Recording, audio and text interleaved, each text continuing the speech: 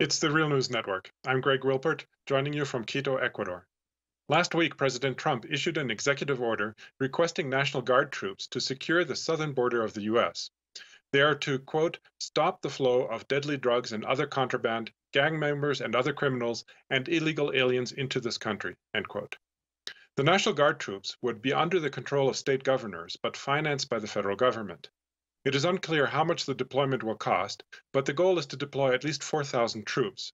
They would complement the nearly 17,000 Border Patrol agents already along the southern border. At this time, the governors of Arizona, Texas, and New Mexico have agreed to send their National Guard. California is still considering the president's request. Trump justified his decision as follows. We have very bad laws for our border. And we are going to be doing some things. I've been speaking with General Mattis. We're going to be doing things militarily. Until we can have a wall and proper security, we're going to be guarding our border with the military. That's a big step.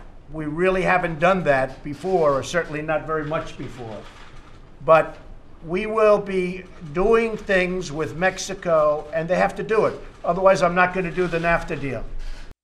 However, according to U.S. Border Patrol statistics, the number of undocumented immigrants caught at the border in 2017 was the lowest since 1971. Joining me to discuss Trump's decision to mobilize the National Guard is Marselha Gonçalves Margerin. She is the Advocacy Director for the Americas at Amnesty International USA. Thanks for joining me today, Marselha. Thank you.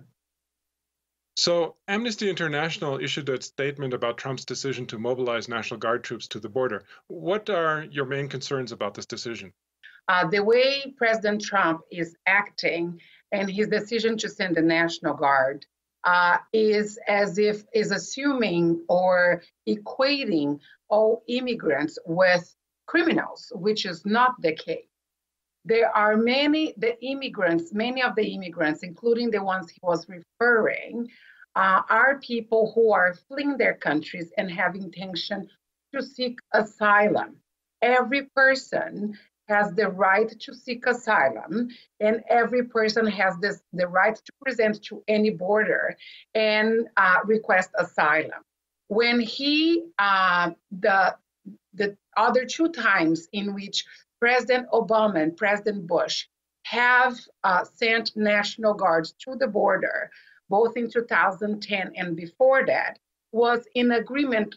It was legitimately to detain drug trafficking at the border.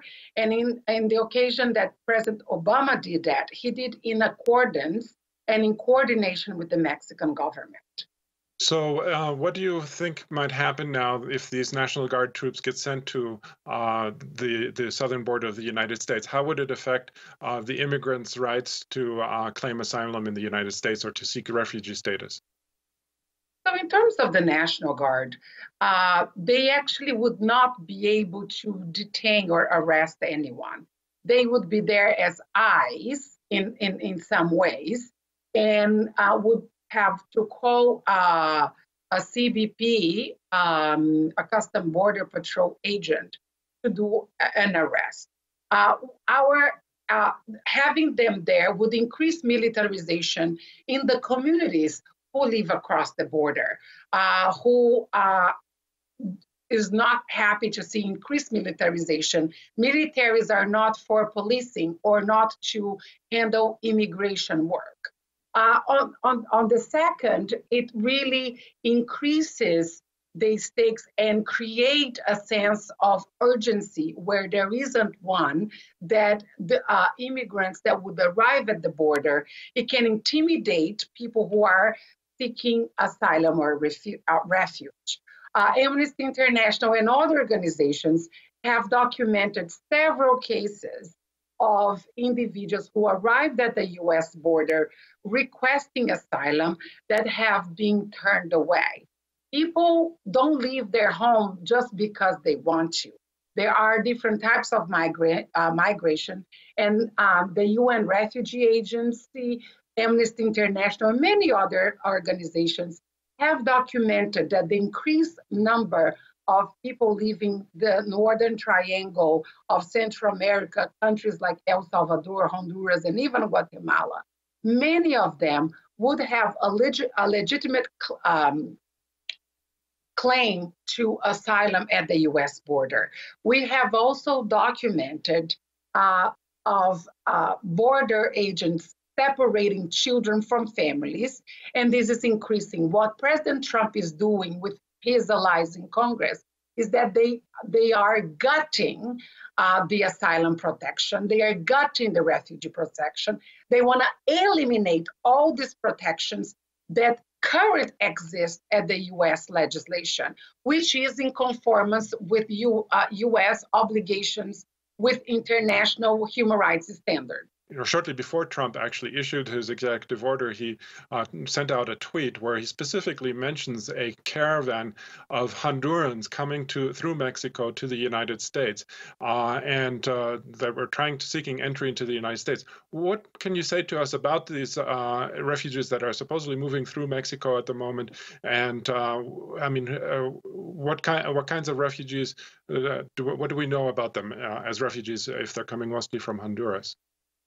Every person has an individual case that needs to be analyzed by a case officer in the case of the United States, right? So every person, doesn't matter where they come from, if they arrive to a Border Patrol office and say that they are seeking asylum because they are afraid of being killed in their home country, regardless where they've come from, if they express this credible fear, they have to be allowed to do that, right? What is happening is by putting militaries at the border, by border agencies telling that, oh, you don't accept asylum here anymore, you are intimidating people to do so. So the situation in Honduras has deteriorated since December, when there was a presidential election, which was not considered legitimate by the Organization of American States Monitors. The United States government has accepted that result, but it's a country in which Amnesty has documented that many people who have protested have been detained. There are accounts of individuals who could have been tortured. And if people are afraid of any retaliation in terms of that would threaten their lives or gender-based violence, either both Honduras and El Salvador have high numbers of killings against, for instance, LGBTI individuals, as well as high incidents of crimes against women and girls.